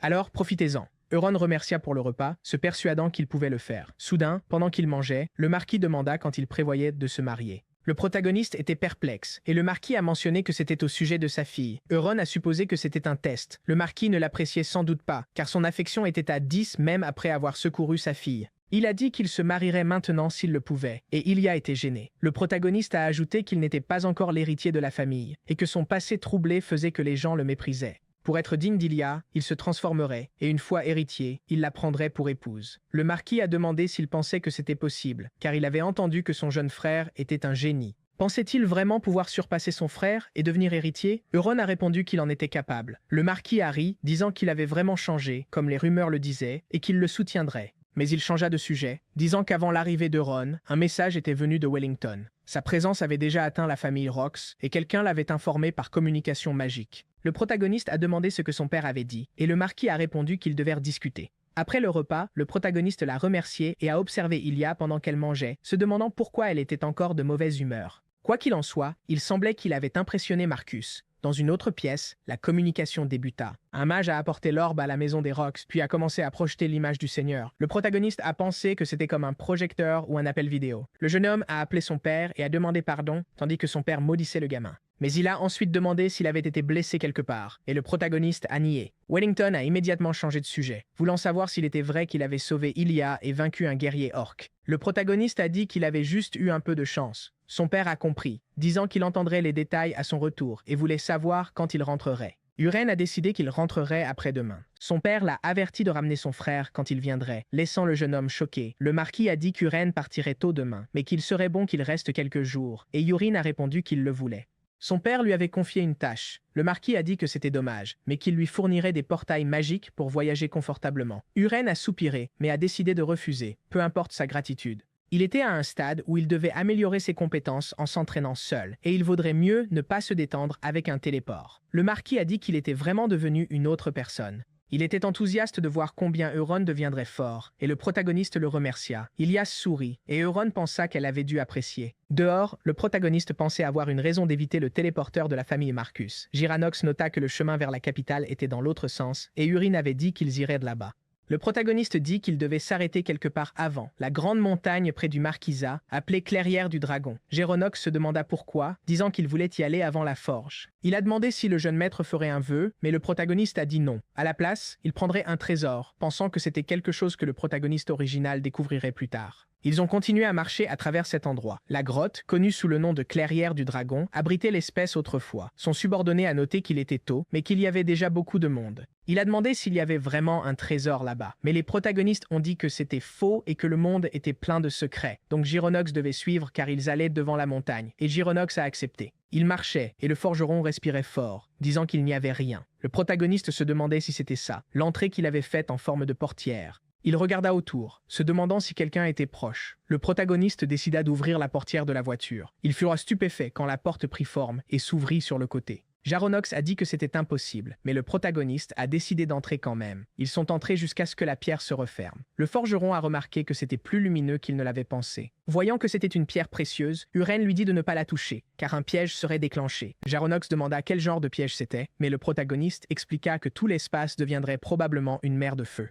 Il y avait beaucoup de pièges autour, donc Gérénox devait rester près de lui, et le forgeron accepta. Ils se dirigèrent vers un hôtel, lui faisant face. Jaronox trouva cela incroyable, mais il n'y avait rien dessus. Le protagoniste demanda à Giranox s'il savait ce qui se cachait derrière. La fosse clairière du dragon se terminait ici, et derrière ce mur, il sentait l'énergie des gens. Maintenant, il priait pour eux deux. Le protagoniste décida de regarder le trésor de toute façon, en poussant la poignée sous l'autel et l'entrée s'ouvrit, et Jurinox dit que c'était incroyable. Tout cela équivalait à 3 sacs de pièces d'or. Yurin prit une boîte, pensant que c'était plus précieux que les pièces. C'était le jade du guerrier, avec un effet de renaissance crucial pour devenir plus fort. Ils avancèrent, et Juronox demanda où aller. Euron répondit vers la tour de magie à Heisukast. Le forgeron dit qu'à cette heure, beaucoup de gens priaient encore devant. Puis le jeune homme perçut une présence calme et une pression. Il utilisa l'œil du créateur sur cette femme. Cependant, rien ne se produisit et il pensa qu'elle n'apparaissait que plus tard dans le roman. Jaronox se demanda ce que c'était. Le protagoniste se demandait comment son aura pouvait être si forte. Elle était une existence qu'il ne pouvait pas battre maintenant. Il devait donc partir très vite.